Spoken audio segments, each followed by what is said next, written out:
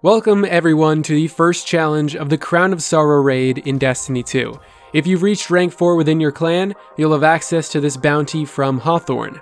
Keep in mind, completing this bounty is required to unlock the Shadow title.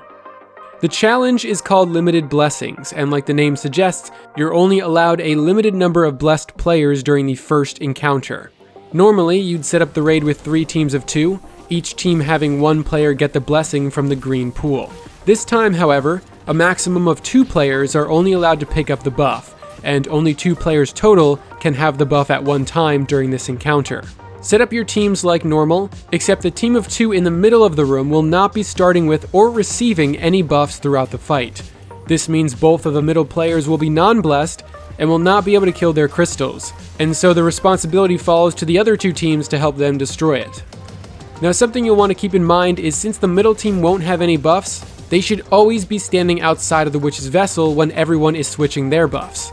So basically, the entire encounter, Team 2 is kind of just tagging along for the ride, killing acolytes, killing the non-blessed ogre, and calling out the crystals, as well as staying out of the Witch's Vessel. One important thing to note is that the Limited Blessings challenge does not require exactly 2 buffs. If you want to be crazy and 4-man or 3-man or 2-man this, go for it.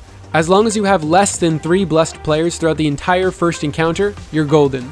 Our run was pretty scuffed and we had a lot of deaths, and that's fine as long as you make sure only 4 people are ever switching the buffs in the vessel.